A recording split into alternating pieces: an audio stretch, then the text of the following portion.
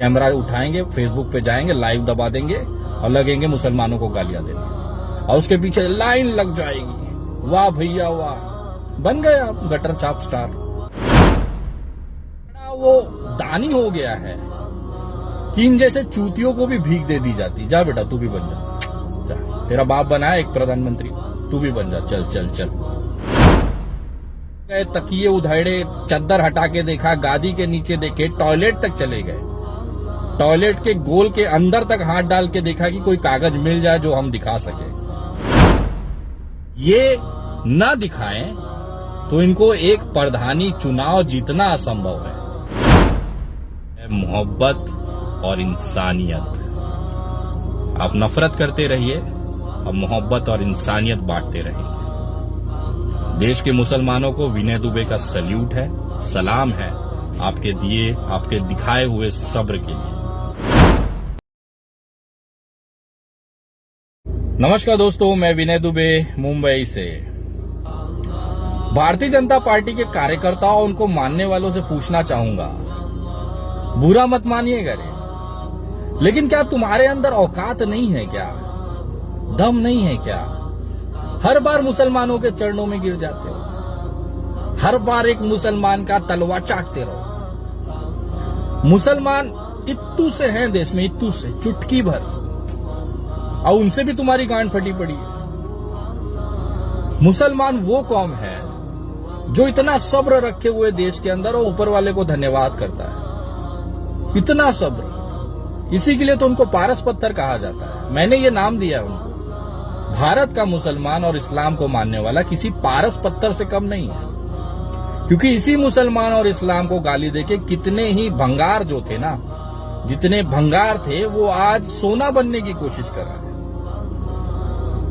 सबसे आसान है इस देश में, अगर आपको हीरो बनना है, स्टार बनना है, तो बस अपना मोबाइल उठाइए, 6000 वाला, 3400 वाला। औकात नहीं है ना आईफोन वगैरह ये सब थोड़ा महंगे गैजेट रखने की। वीवो और इसमें काम चलाते, 4-5 हजार वाला फोन उठाएंगे, कैमरा उठाएंगे, फेसबुक पे जाएंगे, लाइव दबा देंगे और लगेंगे मुसलमानों को गालियां देने, और उसके पीछे लाइन लग जाएगी। वाह भैया वाह, बन गए आप गटर छाप स्टार। ये ताकत है मुसलमान और इस्लाम की, कि एक झाड़ जैसी शक्ल वाले को भी, एक बाल के दुकान को भी, एक विनय दुबे के बूंद वाले को भी हीरो बना दिया जाता है इस देश में। मतलब बोलने के लिए कुछ, दिखाने के लिए कुछ करने की औकात नहीं है, लेकिन हीरो बनना है भाई साहब। तो क्या सस्ता वाला मोबाइल देश में मिल रहा है ईएमआई पे? ईएमआई भी नहीं वालों की, उनकी औकात है, कमाई है ही नहीं ना, रोजगार तो खत्म हो चुका है।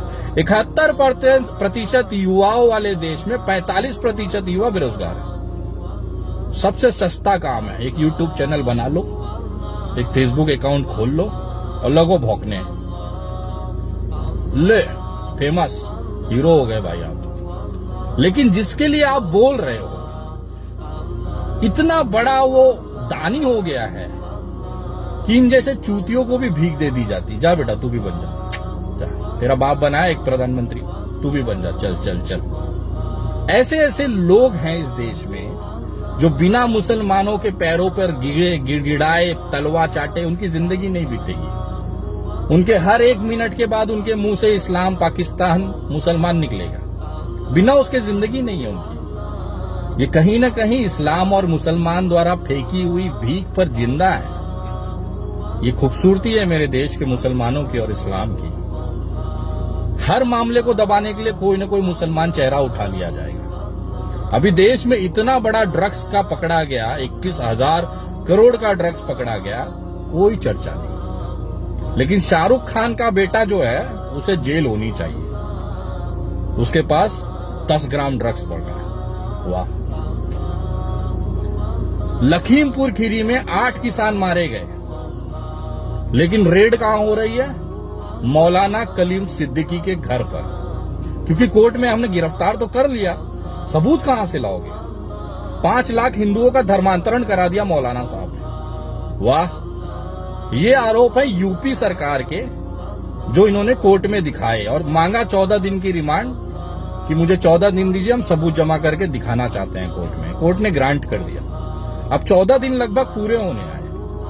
पुलिस के पास उनके हाथ में मिला एक घंटा जो बजा रही है दिन भर। मौलाना कलीम सिद्दीकी जी ना स्कॉलर हैं, इस्लामिक के मौलाना हैं, और जिसे इस्लाम पता होगा ना, रत्ती भर भी जिसे इस्लाम पता होगा ना, वो ये जानता है कि अगर किसी व्यक्ति को, गैर मुसलमान व्यक्ति को लालच देकर, उसके साथ प्रताड़ना कर कर, उसको डराकर, धमकाकर, समझाकर, बुझाकर, अगर किसी भी तरीके से तोड़ मड़ोड़ कर अगर उसे इस्लाम कबूल करा दिया गया, तो ये इस्लाम उस व्यक्ति को अपनाएगा ही नहीं।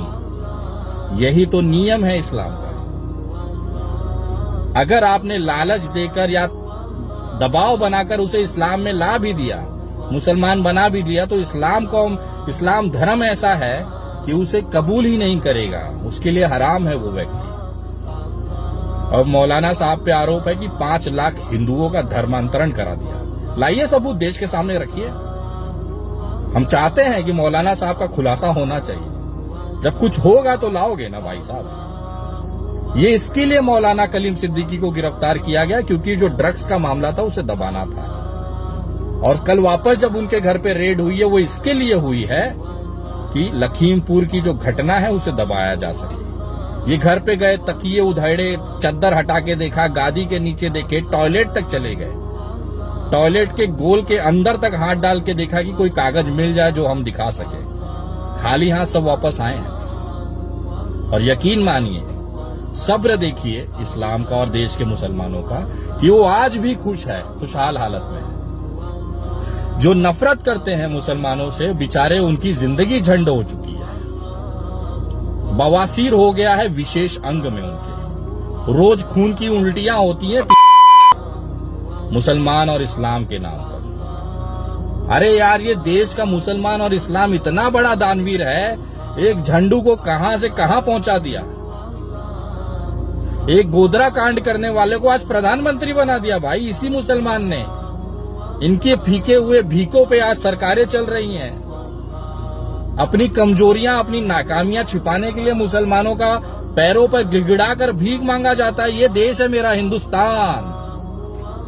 110 करोड़ की हिंदुस्तान में आबादी है हिंदुओं की, 14 करोड़ मुसलमानों की रहती है। हिंदू खतरे में बता दिया जाता है। मतलब कुछ भी ये न दिखाएं तो इनको एक प्रधानी चुनाव जीतना असंभव है। विश्व की सबसे बड़ी राजनीतिक दल भारतीय जनता पार्टी की अगर किसी के रखी है, अगर उनकी औकात निकाल के किसी ने रखी है, अगर उसको मानने वाले कार्यकर्ताओं की अगर किसी ने फाड़ के रखी है, विशेष अंग में अगर किसी ने बवासीर बना के रखा है, तो वो है भारतीय मुसलमान, जिनसे इनकी है कि हर बात में ये खतरे में रहते हैं। आराम से कौन रहता है?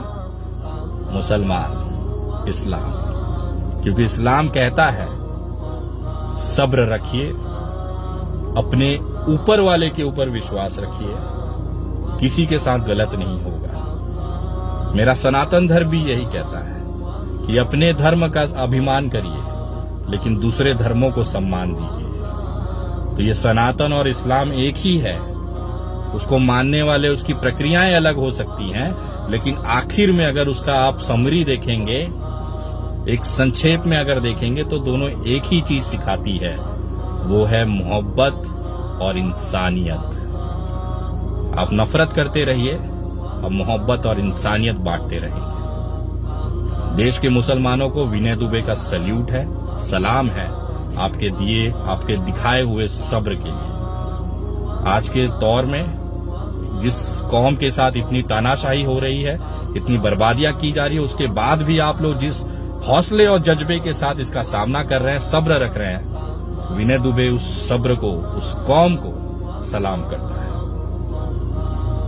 जय हिंद, जय महाराष्ट्र।